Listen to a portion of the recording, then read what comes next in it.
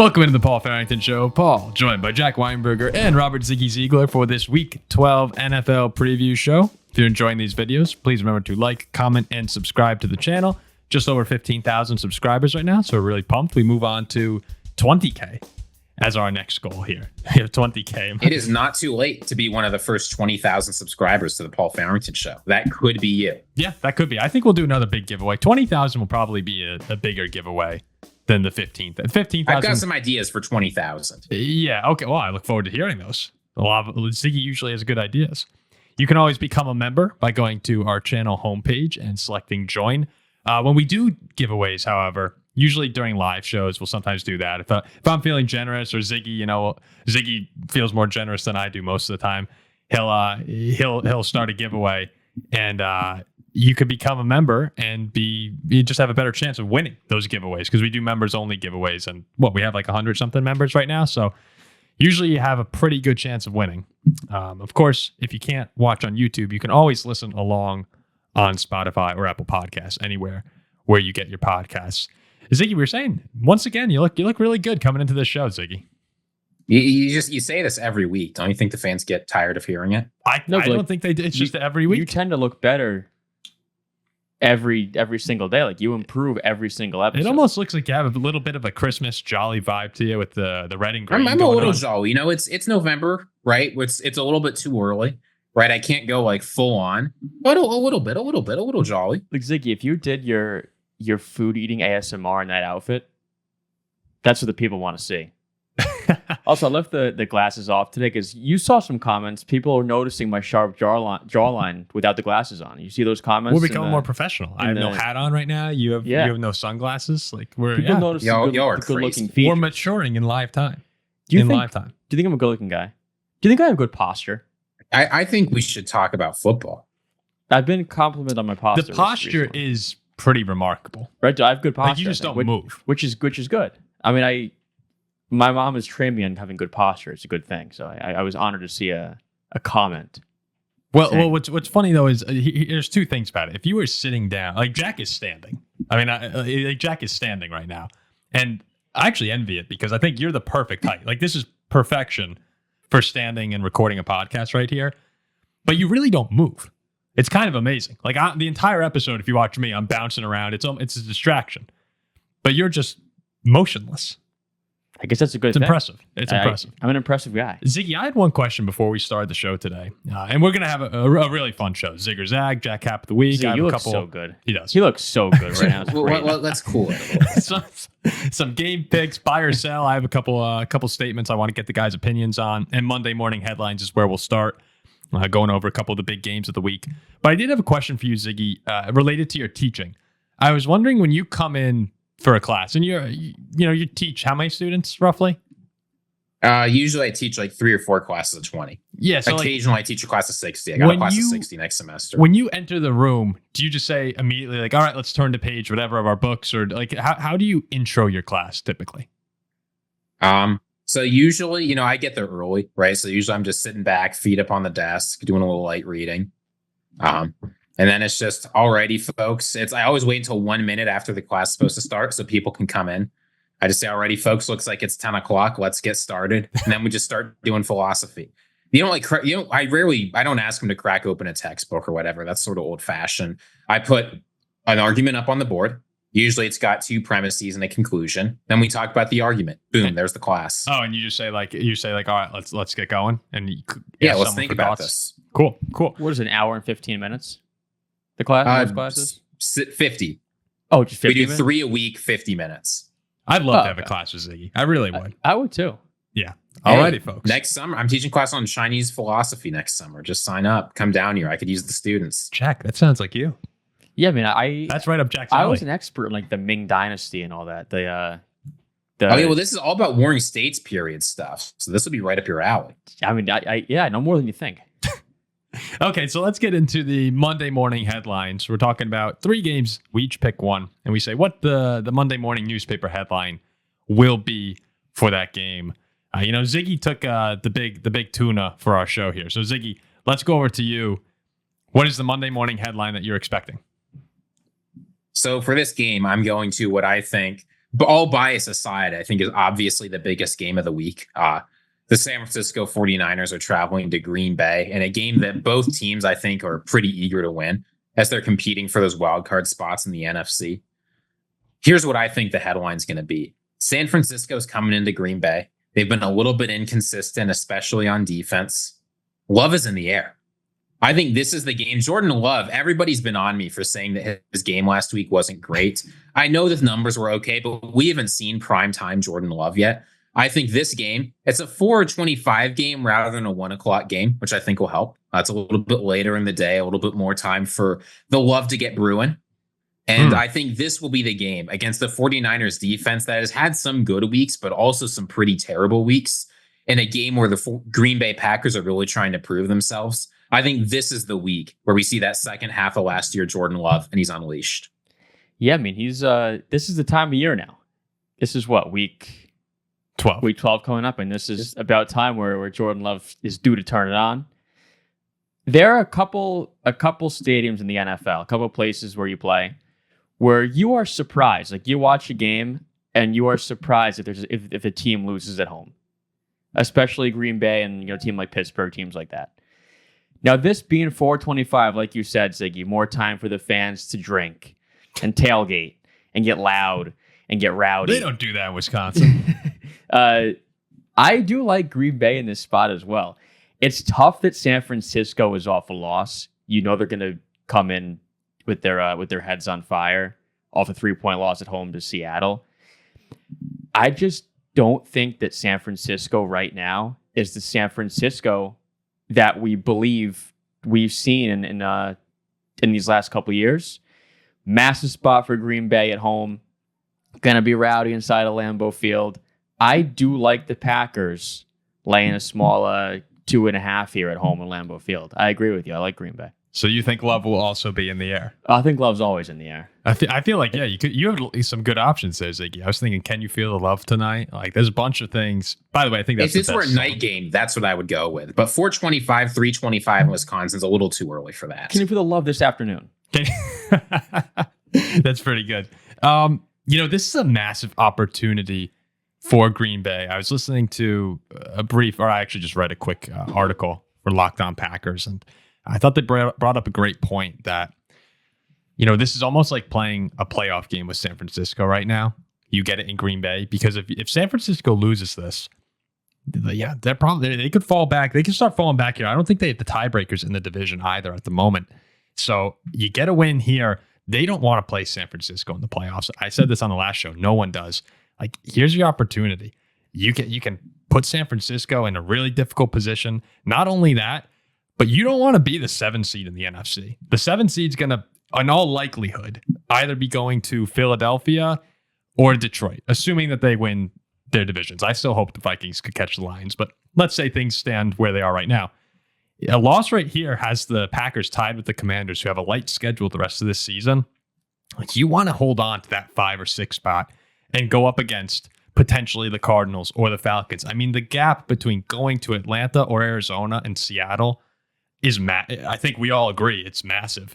A huge opportunity for the Packers at home. And I'm actually kind of leaning the other way right now. I'd love to see the Packers actually win this because I want San Francisco removed. But I'm thinking that this is the game where Christian McCaffrey's now had 2 games under him. He can get going a little bit. He looked better. He wasn't McCaffrey last week, but he looked better. And San Francisco, they do have their backs against the wall. Like, this is it. They know it. Every NFL fan knows it. If they don't go into Green Bay and win this football game, they're in a lot of trouble. And I think that they have that championship DNA, that championship ability to lock in when it matters. And I just haven't seen, Green Bay. I think that San Francisco all year has been losing games that they probably should win. And Green Bay all year has been winning games that they probably should lose. And this just feels like a spot to me where San Francisco, who has traditionally beaten up Green Bay and crushing losses recently, continues that. I know no Packers fans want to hear it, but that's where my thoughts are at. Well, here's what Packers fans do want to hear. Brock Purdy's shoulder has really been in some pain. There's a chance he won't even be able to play. In practice today, he didn't throw a single pass. Wait, I'm sorry. You think there's a chance Brock Purdy doesn't play? That's what they're saying. No Yeah, way. I think it's likely he plays. It's very likely, but he's certainly not going to be playing 100% if on Wednesday you're not willing to let him throw a single pass. So if Brock Purdy's not 100%, I think that's certainly going to hurt the 49ers, which just means there's even more reason for the Packers to capitalize on this revenge spot. You listen to Jordan Love talking about this game, right? And you can just tell the 49ers have been stewing about losing to the Chiefs the way they did. Well, the Packers have been stewing about losing to the 49ers the way they did. And right, they had this game circled on their calendar in a way the 49ers didn't. I know the 49ers now, it's like back against the wall. They're reeling. The Packers have been hunting this game. I think since the offseason, this was the game that they said, we want to go in. They're coming into our building. This one's going to go differently. And honestly, I think with that kind of motivation with the 49ers, again, you don't want to be in a situation in the NFL, their backs aren't quite against the wall, but they're defensive. That's a really tough spot to motivate a team. The Packers, there's going to be no issue there. Yeah, I was going to say the same thing, Ziggy. Is this Niners team knocked him out of the playoffs last year against San Fran in a game that Green Bay had probably should have won, in my eyes, and probably most people's eyes as well. Yes. Mm-hmm. And now you get them on your home field. It's like, all right, you guys knocked us out last year. We're going to take a big step now in keeping you guys out. And I do believe that happens. And Green Bay, they're a blue sky franchise. This is the spot. This is the week where there's been Packers fans mixed 50-50 the last couple of weeks, barely beating the Bears. Some other people saying, oh, it's a division win on the road. Look, we won, blah, blah. And I get both angles. This just feels like the spot now where they're at home, national TV, 425 against the defending NFC champions who beat them last year. I feel like Jordan Love plays a hell of a game on Sunday. And all those Packers fans who are on the fence are suddenly back on board. That's what this feels like this week. I think Green Bay wins this game handily. Really? Handily? Okay. This is a launching pad game to me. That's how I'm viewing it. Either team that wins this one is going to come out feeling great because the Packers put San Francisco behind them, and it's a great win. That's a big win that gives you a lot of confidence the rest of the season, and you're chasing down even the NFC North to a degree. They have Detroit again, and San Francisco. They go into Green Bay and win. To me, it's like, all right, all systems go. We're chasing down Arizona to win the division as well. I think whoever wins this one is going to start up a little winning streak, and possibly, that could carry into the playoffs. It's a huge game. We all know that. A couple big injuries, real quick. I just want to point out, I'd be remiss if we didn't mention it. Nick Bosa is questionable right now. He left the game last week against Seattle. If Nick Bosa doesn't play, I mean, that's you got to think Jordan Love is staying up at night right now, like refreshing his phone, looking for Nick Bosa injury updates. If he's off the field, what a huge hit to the 49ers pass rush. That in that case, I might change my mind a little bit on, I think that Nick Bosa is potentially the biggest impact, unless if Brock Purdy were to miss the game. You'd remove him from the 49ers defense and a lot changes. Trent Williams, I think, could be a really big one too. We've seen without him on the left side of the offensive line, another game time decision. Mm-hmm. Yeah, it's the defense is inconsistent. The offensive line has been inconsistent. If your stars aren't 100%, that's the sort of thing the Packers need to be able to exploit. And one more guy, Jair Alexander, is still questionable at this point in time, heading into the week. The Green Bay defense, love or hate Jair, he's the best cornerback they have in that room. And, this is a week with Debo. Juwan Jennings has been awesome coming in this year, stepping up, especially with Brandon Ayuk out. He's someone that Jair, hopefully Green Bay is looking to get back. George Kittle should be back as well. That's another piece for San Francisco. So some key players who are banged up and questionable for this one that we're going to have to pay attention to as we get closer. But just to finish it off here, Ziggy, you say Love is in the air and the Packers win. You say Packers win big and I have San Francisco close. That sounds right. You ever seen Scooby-Doo? Of course. Everyone has seen. Yeah. You know what Scooby-Doo is? Of course. Like Shaggy and all. Okay. I'll just make sure. There was a villain in Scooby-Doo. He was the minor 49er. Really? Yeah. His name was the minor 49er. Did you watch that episode recently or something? No, it was one of my favorite episodes when I was growing up, and I just remembered it's funny. I didn't know. Feels like a cap of the week. If you did the NFL, well, I didn't know what a 49er was, and I'm like, what's a minor 49er? And now I'm just thinking back to that. But yeah, it's funny. I wonder how we could tie that into what the result of the game will be. What happened? So I'm assuming he's caught at the end. He's caught, yeah. Oh, okay. He was like a pretty crappy villain. He was a bad villain? Like, he was a bad villain. The 49ers are kind of a villain to the NFC. Yeah, but and I'm sensing maybe a crappy one here. So, well, all right. Maybe it's the Packers, Ziggy. We'll have to see what happens in at least in I think his name was Minor 49er. One more thing, too. Remember in the NFC, Ziggy's like, are we serious? In the NFC Championship game, remember how effective Brock Purdy's legs were? That was one of the first games where we really saw him extremely effective as a runner. And if his arm's banged up here, we'll see. We'll see how Green Bay at the pass rush, which has been kind of hit and miss this year, mostly miss. Get after Brock, make him uncomfortable, and will Brock be able to extend plays? Like if his shoulder's hurt, that's just another element that goes in Green Bay's favor. So just look, here he is. Look, a massive beard. Oh, he's not a good villain. A hat he's over. Just a dude. You can't see his eyes. It's just like a guy. He has got long pants. All right, Jack. Why don't you why don't we go over to your game, the Monday morning headline? You open your paper, and what does it say? Ziggy, who's your favorite Scooby-Doo villain? I've never seen an episode of Scooby-Doo. That's insulting. Really? Wow. Not that I can remember. I don't believe I ever watched it. I didn't really watch it often, but I feel like everyone's seen an episode. I mean, Daphne was hot. I'm sure I've seen an episode. I think there was this guy who dressed up as a ghost once. That sounds familiar. That sounds like Scooby-Doo. There was the standard ghost episode, yeah. All right, Jack, what's your game? So my headline's going to read Sunny in Seattle. Get it? Instead of Sleepless in Seattle, we're going Sunny in Seattle. I was down to that, or I was down to, Seattle Sun. Like, oh, Saturday sun. That song, I think it's Vance Joy. Oh, God. He's a bad paper. I met someone. You're not obligated to make a joke. You can just say what you think's going to happen. I like the little puns. That's my Monday morning headline. That'd be a very good. Would you? I think so. So I'm going Sunny. If there's any newspapers out there looking for a guy to write headlines, do not hire Jack. I'm going Sunny in Seattle, because what's going to happen is they'll wake up Monday morning. It's probably going to be raining, but the Seahawks will somehow, some way be in first place in the NFC West. And fans will be like, you know what? Like, I don't know how we're here, but here we are. So they're hosting Arizona this week, 4:25 Eastern time, 1:25 out there in Seattle.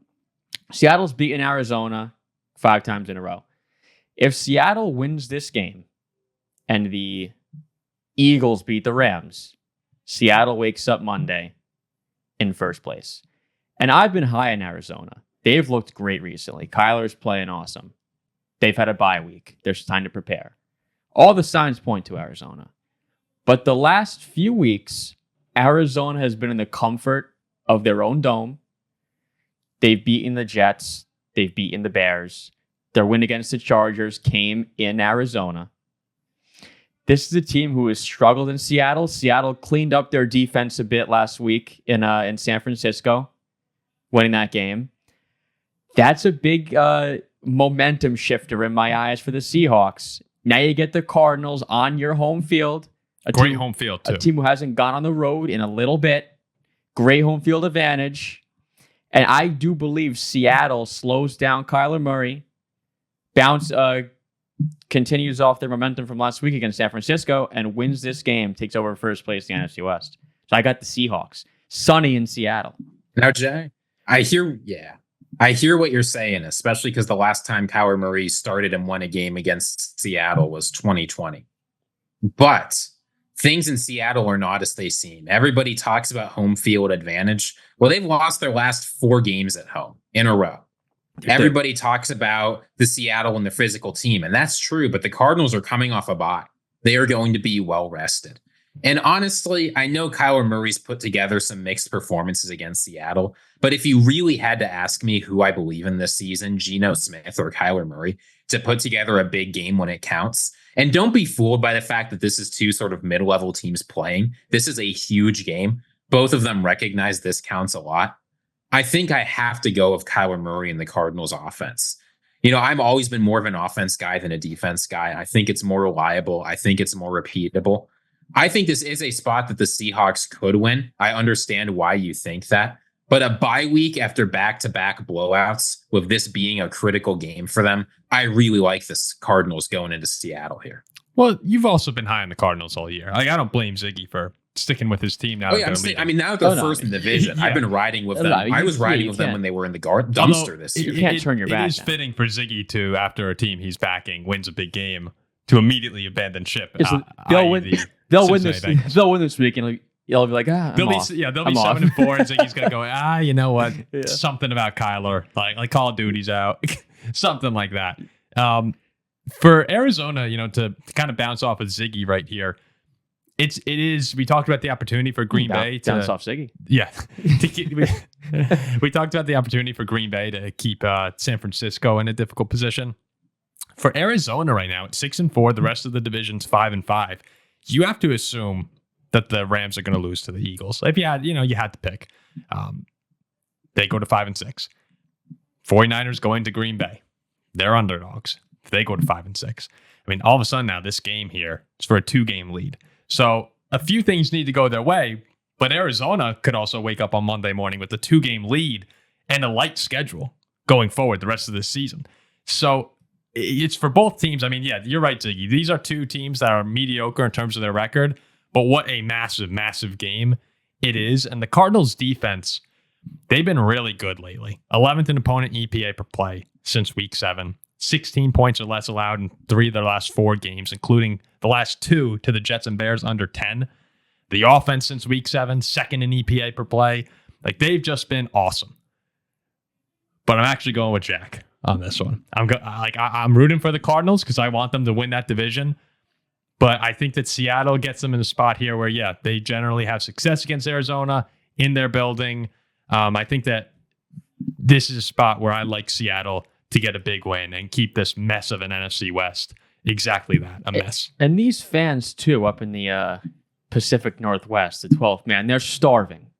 They're starving for a home win right now. I mean, the last 2 games at home, lost in overtime to the Rams. Buffalo came in there and crushed them. And now this is the biggest game for the Seahawks to date. They owe their fans something. The crowd's going to be loud. I like the Hawks. Jackson Smith and Jigba is quietly having a really good season. He's been awesome. I also had salmon and coffee for breakfast this morning, by the way. So what is that? Just, I mean, you can't argue that. Salmon and coffee. I had salmon and coffee. No eggs. No, I had salmon and coffee. Salmon. Good God, man, you're a lunatic. Salmon's a good breakfast, though. Yeah, All right, so you haven't tried it. We got 1 for the Cardinals and 2 for the Seahawks here. Now going to our last Monday morning headline. Yeah, I went with a pun, kind of like Jack here. This is going to be what the headline in Minneapolis is.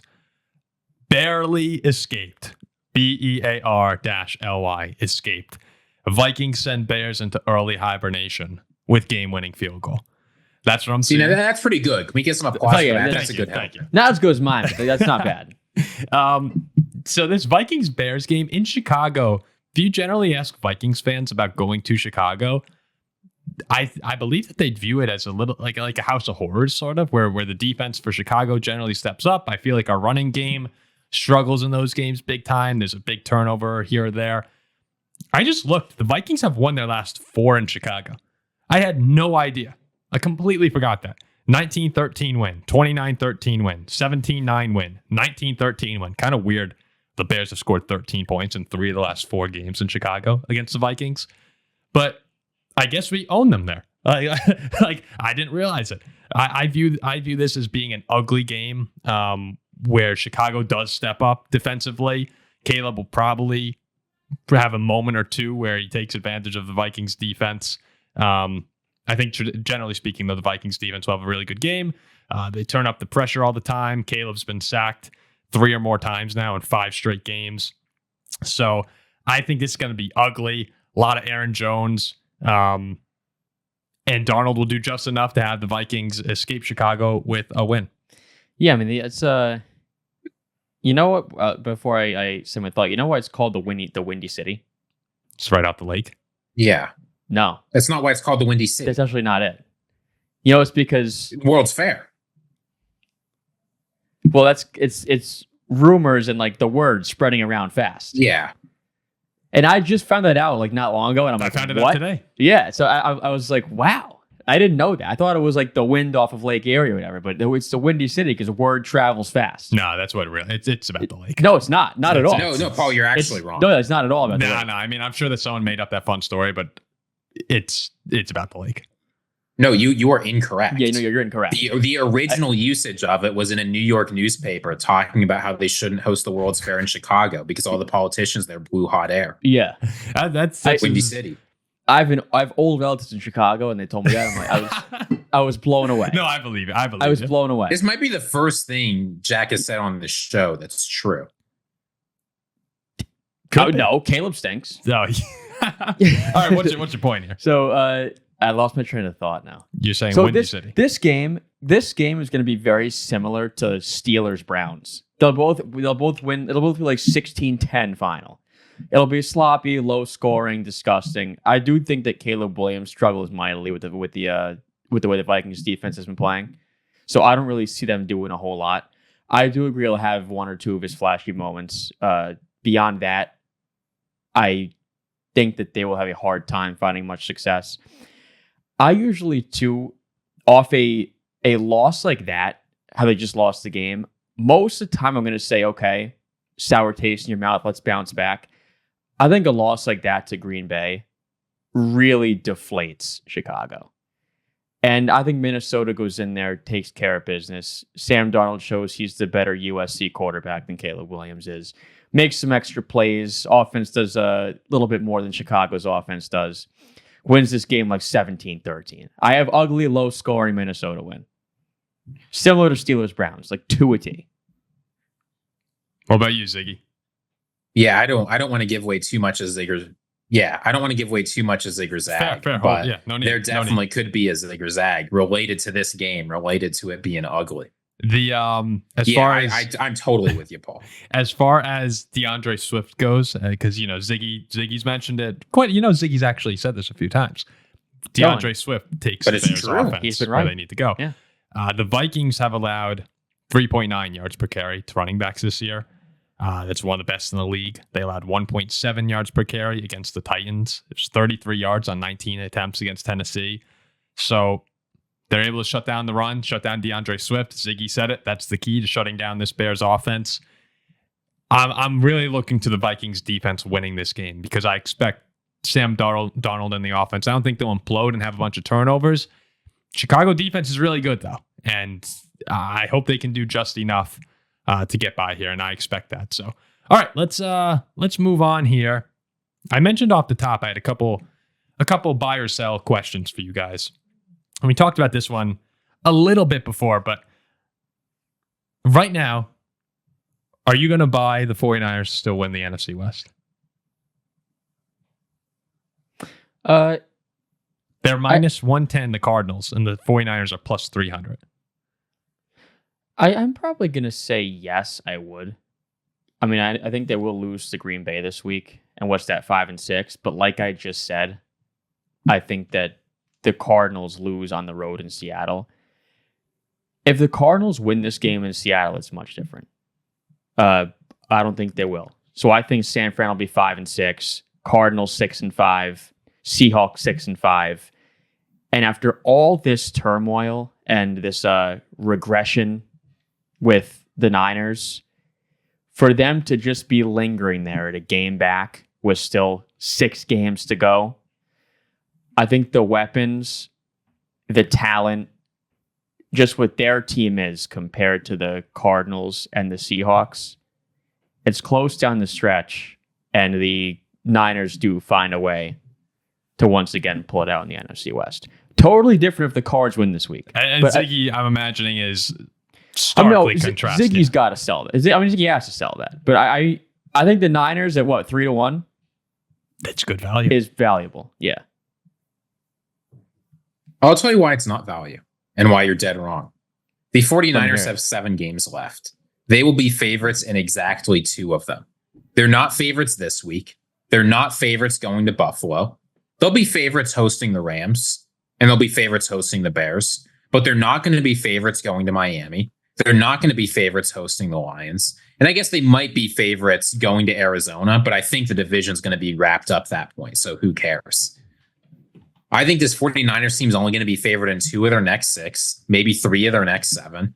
And honestly, does anybody really see them winning going to Buffalo next week? Does anybody really see them winning hosting the Lions? I don't see them winning going to Green Bay. And if you think they're not doing that, even if they win every single other game, which is hardly a guarantee, right? This Rams team is good. The Bears can sometimes play well. The Cardinals have beaten them already. That's a huge climb. So, yeah, I'm not convinced the 49ers are going to win. Honestly, and I said this in a reaction last week, that Seahawks game scared me. To have the Seahawks come into your stadium and win, not even in a fluky way, but just to beat you playing better football. If we don't think the Seahawks, who have the exact same record as the 49ers, except they've beaten them, are going to win the NFC West, I don't think we should think anything more about the 49ers. See, this is funny here. I guess it's just the different perceptions of what's going to happen. I have them beating Green Bay. I think they'll lose to Buffalo. I'll give you that. And I think they probably lose to Detroit. I think they'll beat Chicago, the Rams in Miami, and at Arizona. And that puts them at 10-7. And 10-7, that should win the NFC West. I mean, Arizona's, you go through their schedule, I think they probably end the year 9-8. So I'm sticking with San Francisco. I would love for them to lose. Love for them to lose to Green Bay. But this is the week to me where we're really going to figure out what could happen in the NFC West. If the Cardinals get a win and San Francisco loses, everything changes to me. So that's why this week in particular is the one where if you're going to make your bets on the NFC West, right now you don't really have an idea, but I think we'll have a good clue after this week as to who's for real. If the Cards gain a 2.5 game lead, that's going to be very, very difficult, especially because they've beaten you once already. Yep. Okay, the next one that I have for you guys, this is a little more fun, buy or sell. Deion Sanders will be the head coach of the Dallas Cowboys next season. That's a hard sell. Because he's coaching. I know your boss talked about that, so we're required to put it on the show. No. Sell. He's coaching Florida State. Well, Michael Irvin went on the herd and he said, I can tell you, good sources have told me that. Great sources have told me that. That meaning if the Cowboys were to draft Shedeur Sanders, Deion would be interested in the Cowboys head coaching job. Sell. No, the Cowboys aren't interested in Deion Sanders. He's coaching Jerry Florida Jones State. does not want to share the spotlight with anyone. He's coaching Florida State next year. Florida State? There's greater powers that be why Florida State is 1-10 right now. If you were a Cowboys fan, would you want Deion Sanders? No. I don't want the frickin' head quarterback's coach being the father. The NFL doesn't fly. That's ridiculous. No. Shedeur's going to be a top 5 pick. It would be a lack of respect. Too much of a circus. It would be a lack of respect amongst other players in the NFL that this kid's little son is playing quarterback for his dad. Why? Shedeur's going to be a top 5 pick. No, though, it's not that nepotism's not why he gets drafted, but you don't want to have to manage the locker room dynamics of a father being the head coach of his son. Yeah, I think Shedeur is great. I think he's awesome.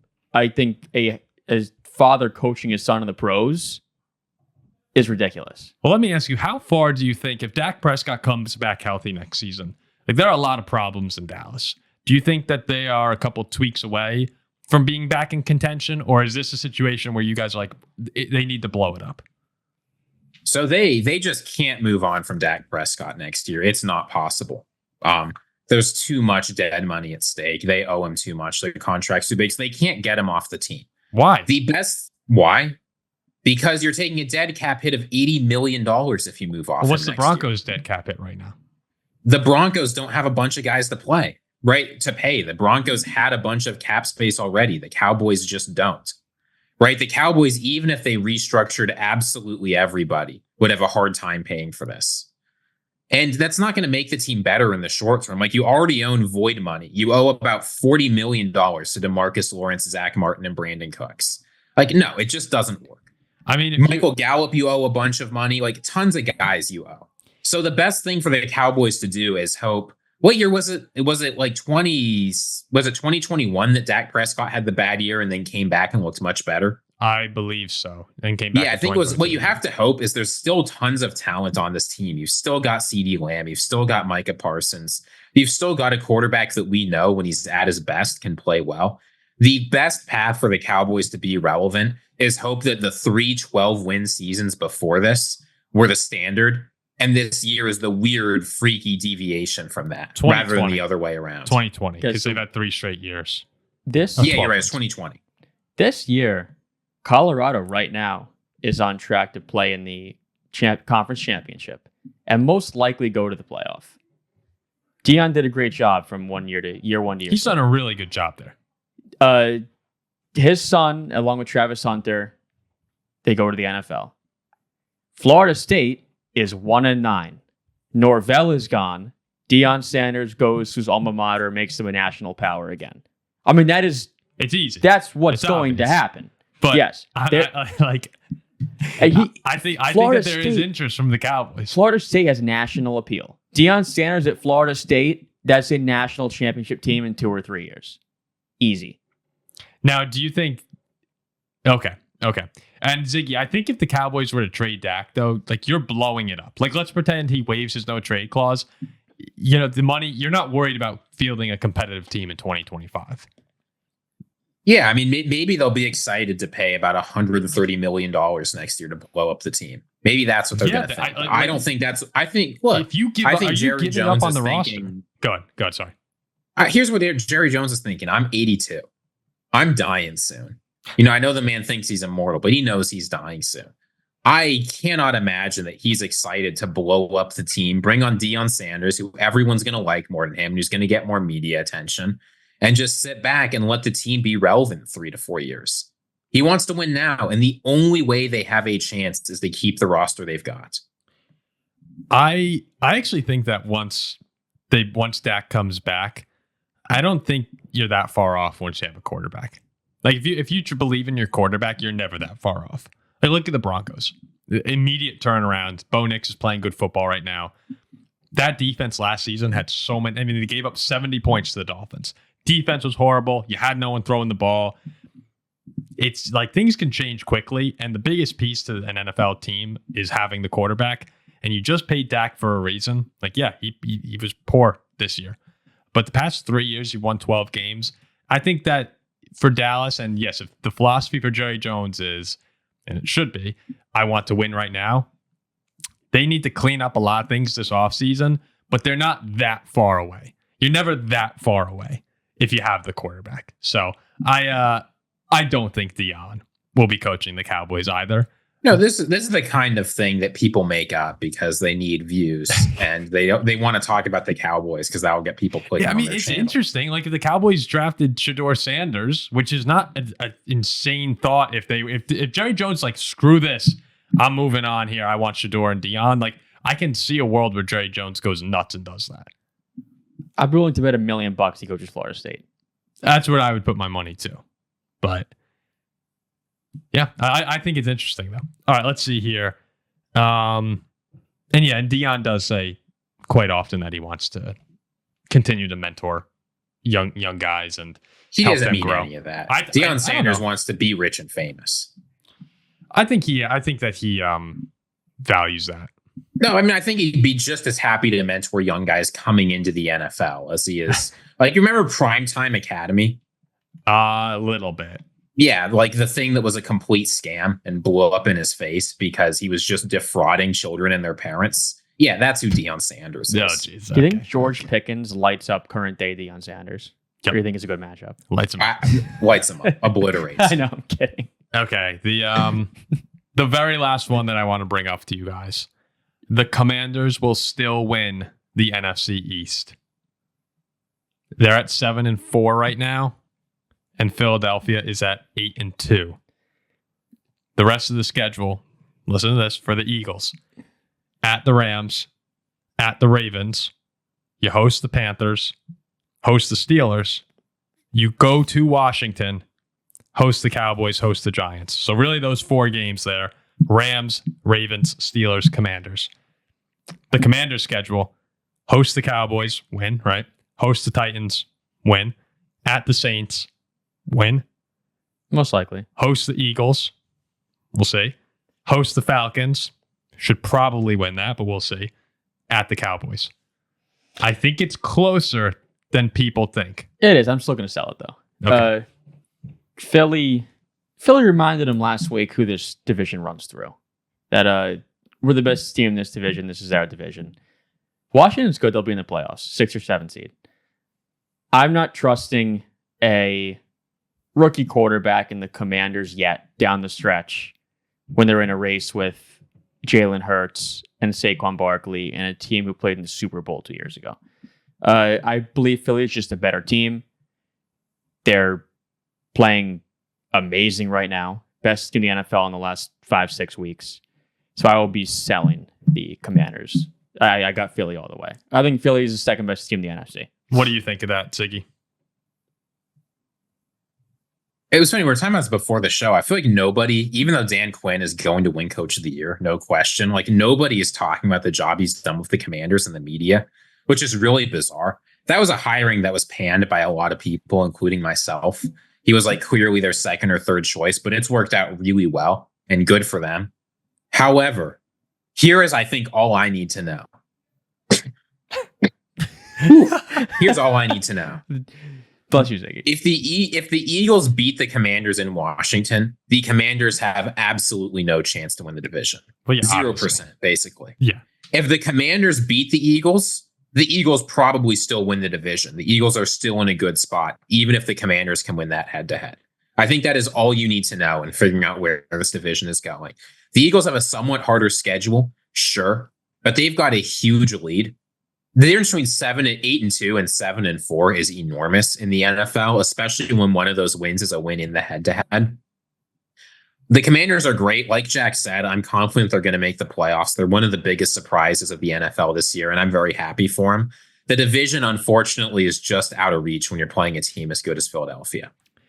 I think that in this situation, you have the Commanders winning out and the Eagles losing at Baltimore and to Washington on the road. If the Commanders win the game against Philadelphia and Washington, I think they win the division. I think the Commanders are not winning out. I'm sorry. That's just not happening. Probably not. But I think that if they beat Philly in Philly, they will win the division. And it's a crazy take because, yeah, Philly's up 2 and playing like one of the best teams in the league. Saquon's in the MVP race. But I play the schedule game. And that schedule is really light in Washington. Tennessee, New Orleans, Cowboys twice. I mean, Atlanta at home. They should win. They will be favored in all of those games. Then just beat Philly at home. I see. I see the path. Like I don't believe it's impossible. It's there. It's a high possibility, but I just don't. I'm going to sell it. Yeah. I mean, I think they probably lose to the Eagles in that game. Like I think Philadelphia is a better team than Washington. But there's a good one game at home. There's a good one. Never know. That's a good buy or sell. People will probably buy that. I think that it's something that people aren't considering at all anymore after last week. But it's closer than you think. And it's going to be closer than you think, especially if Philly loses to the Rams this weekend in Los Angeles. Here's what I'm thinking. The Eagles are like minus 700 to win the division. Yeah, and I'm saying good value on the Commanders if you're willing to roll the dice. Okay, so Zig or Zag. We got a few more segments here. Zig or Zag, game picks, and Jack Cap of the week. Ziggy, let's hear it. So here's beginning with Zig or Zag. I foreshadowed this was coming when we talked about the Vikings and the Bears. I think you guys are right. I think this is going to be an ugly, ugly game. Zig or Zag last week was not good. We don't need to talk about that. I made a terrible, terrible decision with an over-under. It's not happening again. I don't know what I was thinking. That might be the dumbest thing I've said in the history of this show, and that was tough. I apologize for that. I'm going to try and redeem myself here by going the other way. Sam Darnold has been inconsistent. Caleb Williams hasn't been inconsistent. He's been consistently bad, with the exception of a short stretch. You're telling me Caleb Williams has to play the best defense in the NFL, and Sam Darnold and the Vikings have to play maybe the second or third best defense in the NFL? Under 39.5. I do not see this being a high-scoring game at all. 39.5. That's a low number. Look, you know what I always say? Life is too short to bet the under. But there are circumstances where you can't really envision the game going over. The Steelers-Browns line, for comparison, is 36.5. That goes under, too. Yeah, I'm going to say, I said, what, 17-10 Minnesota? Yeah, that's not even close. Yeah. And that wouldn't even be close. I mean, even if you give 20-13 Minnesota, That's under. What I say, barely escaped was my headline. 20-14 Minnesota's under. 27. Yeah, I'm good. I'm with you. I think that like 37 is where I could see it maxing out at that area, like 21 or 20-17 kind of a game. 21-17 under. Yep. All right, Ziggy. I'm with you. I'm going to zig that. So for the second one, where are we going here? We are going to the New England Patriots, who are traveling to play Miami. No boy. And look, I'll say this. I get that this Dolphins offense has a lot of weapons, but do they really have a lot of weapons? They have one supernova weapon and a bunch of other solid players around him. Tyreek Hill is the guy on this team. And I think what that means is the Patriots are going to try and lock him down. Problem. Tyreek Hill cannot be locked down. We've seen it. Every team comes in with a goal every week. We're going to make Tyreek Hill our little boy. And it never happens because he's an elite player. He's a man. He simply doesn't. So when you're telling me you can get Tyreek Hill at 64.5 receiving yards against the Patriots, their defense, like Bill Belichick said, they used to have a good run defense. They don't even have that anymore. This is not the Patriots defense you're used to. Give me the Tyreek Hill 64.5 yards over. He's gone since October 6th for 69, 8, 72, 80, 16, 61. So 3 and 3 on the 64.5. Yeah, man, I'm going to zig. Because, I mean, if you zag, you're watching that whole game just sitting there sweating, like, please don't throw one downfield bomb to Tyreek Hill. And it's Tua. Tua throws those. Look, a receiver like that on seriously one play can beat this number. Like a Tyreek Hill, a Justin Jefferson, these superstars, you throw them one ball deep down the field, and oftentimes Tyreek comes down and catches it. There's no way I'm zagging that, so I'm going to zig. I'm also going to zig. The Dolphins are 4-6. Have had a disaster of a season with Tua getting banged up, his retirement, and they are one game back in the loss column. Playing New England this week. Yeah, I mean, they're right there. It's a game they got to take. Everything to play for. They're playing good football right now. I'm with you, Ziggy. I think if there was ever a time for Tyreek Hill to wake up, because I jokingly tweeted it a couple weeks ago. Tyreek Hill flashed across on Red Zone. And I actually tweet out, like, I forgot Tyreek Hill played in the National Football League. When Tua was out, like, it wasn't there. And if there was ever a time for him to start bouncing back to form and Tua's playing better football and the Dolphins are in it, yeah, I mean, if you win this, you're at 5-6. Like, the Dolphins are probably the pick to go to the playoffs right now. Take care of business. It's like them in Denver, I think. I like it. All right, next one. So this is a divisional matchup that a surprising amount hinges on, at least for one of the teams. What we've got is the Denver Broncos are traveling to play the Las Vegas Raiders. And this feels like a tale of two teams, right? The Raiders, they've had a decent defense and a putrid offense. The Broncos have had a solid offense and an elite defense, one of the 4 or 5 best in the NFL. And you're telling me the Broncos are 5.5 point favorites only? I'll tell you what, Broncos fans, they're going to be pouring into Allegiant Stadium in droves. They are ready to play the Raiders. Why? Because they've got a playoff spot coming. They're looking and saying that people are starting to count us out in the AFC. They're talking about, the Bengals are going to surge and catch up to us. That's not happening. This is our spot. Bo Nix is finally getting his groove with Sean Payton. Like, it feels like this team is finally coming together. And the Raiders are one of the worst teams in the NFL. They're saved only by the fact that the Jaguars, Giants, and Panthers are worse. But otherwise, this is a terrible team. I'm taking Broncos -5.5, even on the road, all day.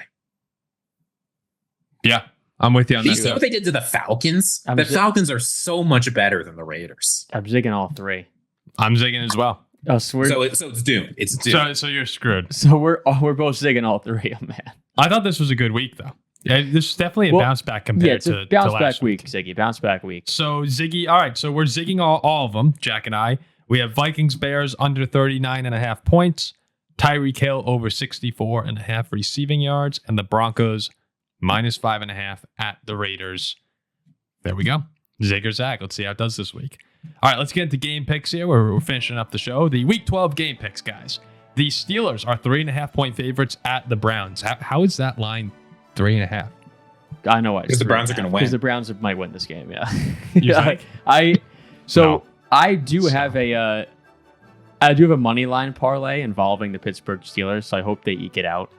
But Eke it out. The Browns suck. Dude, we've seen. You don't understand, Paul. This is a short week. You just beat Baltimore. I am nervous going into this game against Cleveland, a stadium we lost in last year at night. I have Pittsburgh very close, 16-13. Game-winning field goal, win, don't cover. I got Pittsburgh eking out a low-scoring, ugly game. The Steelers' offense is not good. It is finally going to catch up to them this game. I think the Browns win. What are we talking about here? The Browns, I guess they beat the Ravens in Cleveland, but this is going to be closer than people think. I don't know, man. Past 2 weeks, 27-10 lost to Chargers, 35-14 lost to the Saints. I know it's the AFC North. I know they're physical games, but the Browns suck. I hope I'm wrong. Like they're not gonna, unless if Russ just completely lays an egg, which is possible. I mean, didn't play well against the Ravens. But this would be a horrible. Like, can you imagine this is what winds up costing you the shot at the 1 seed? Yeah, I mean, well, that's the thing. I mean, come on. That's the thing too, is like a team fighting for a number 1 seed with a hard schedule coming up. You have to find a way to take care of the Browns. Yeah, I get that. I get that it could be tough, but yeah, I'm going Pittsburgh. I got Pittsburgh, and I think they'll cover. Pittsburgh ugly. Yeah, they're not gonna blow them out, but the Browns are bad. The Vikings -3.5 at the Bears. Well, got the Vikings here? Vikings. All right, but I think this one, maybe people are going to look the same way that I just said. Like, oh, the Browns suck. People like the Bears suck. No, it's a very similar game. Yes, I said before. Maybe I'm just looking at the division. I get what you're saying. The Buccaneers -5.5 at the Giants. Assuming we're all going Tampa Bay. I actually like the Giants. Really? I'm sorry. All right. I also like the Giants to cover. I don't think the Giants win. I think the Bucs barely eke this out. No, I like the Giants with DeVito. I do like them, dude. The fan base is different when he's playing quarterback. Bucs win, Giants cover. They rise to the occasion for this guy. I think the Bucs win this game, and I wouldn't be surprised if they win by very convincingly.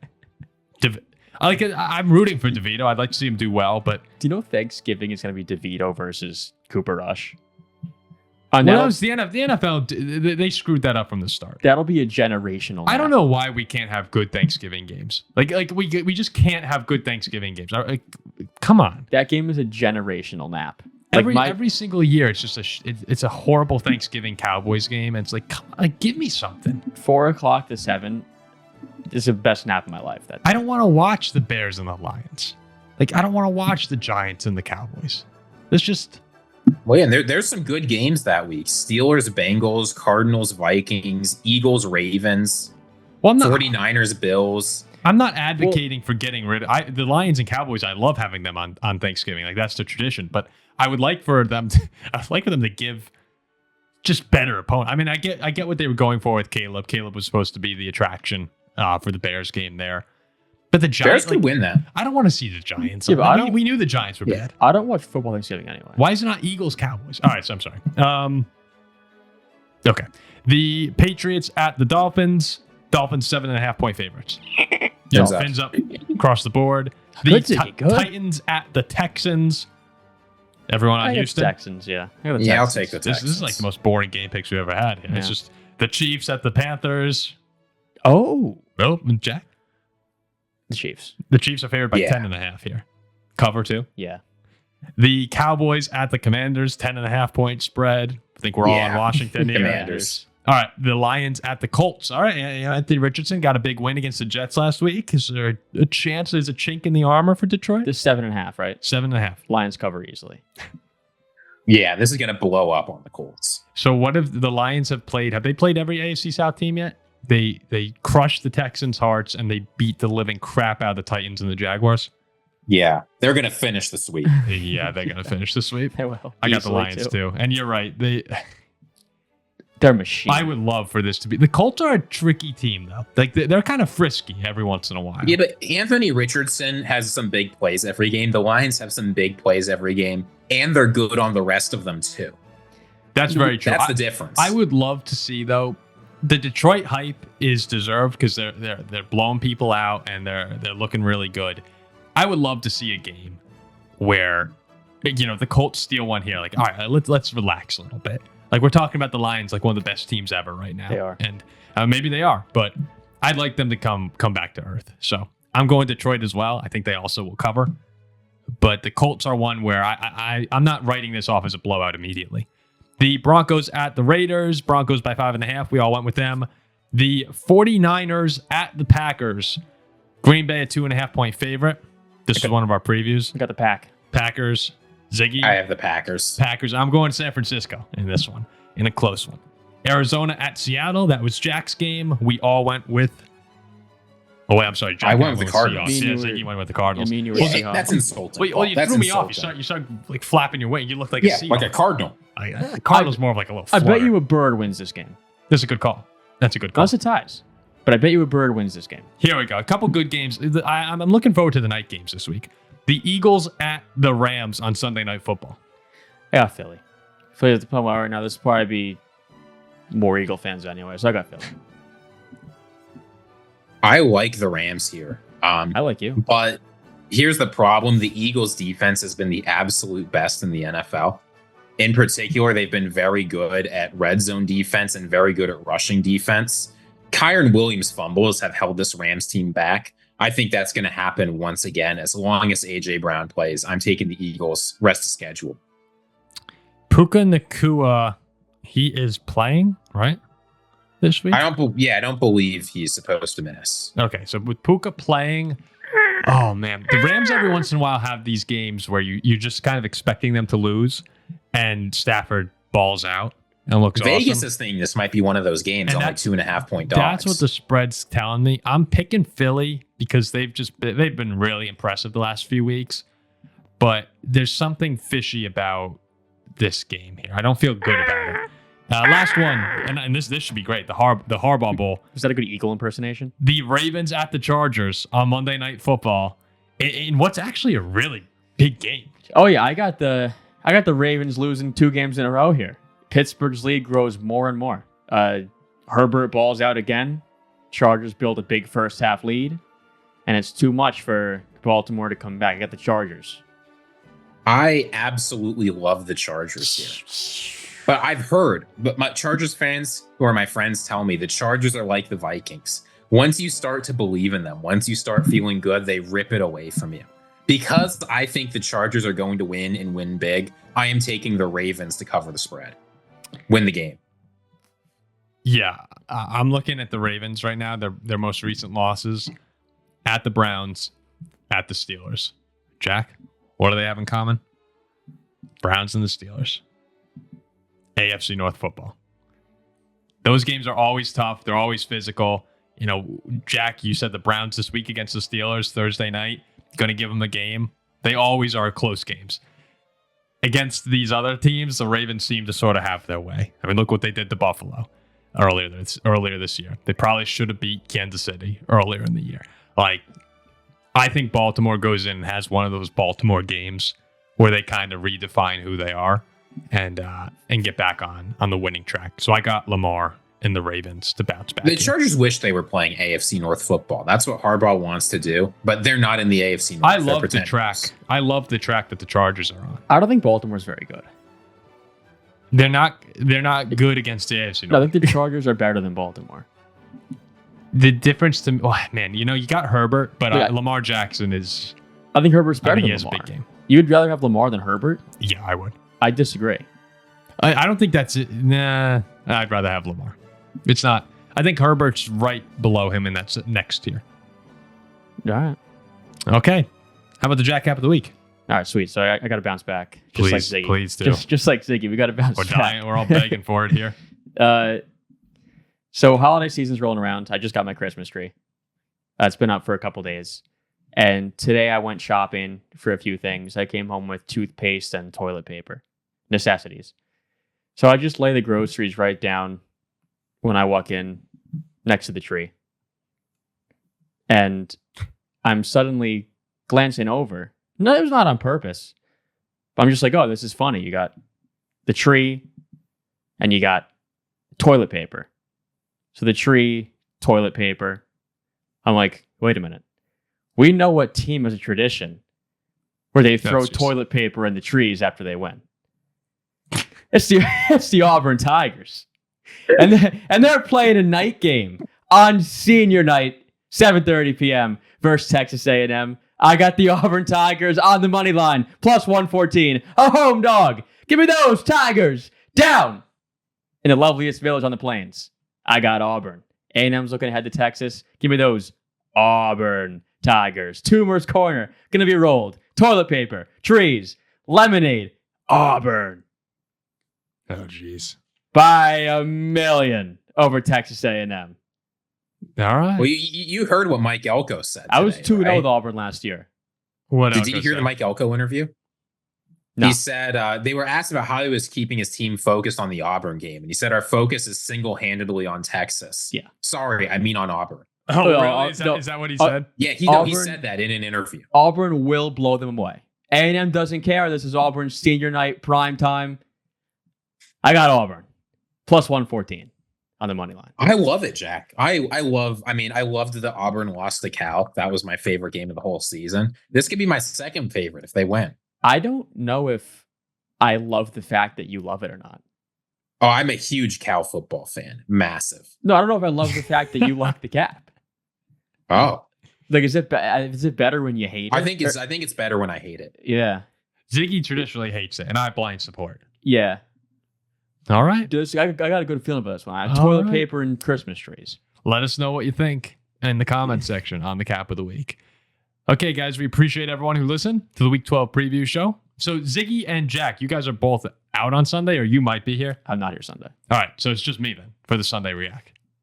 Correct? I might be available for a Sunday night game react, but I'm flying out to the West Coast. So the way the time zones Nice. screw that up, it's going to be tough. Nice. Okay, so we'll be back, or at least I'll be back on Sunday with some reactions to the games, and we'll continue with Week 12 reaction content next week before a little break for Thanksgiving. So we'll see you soon.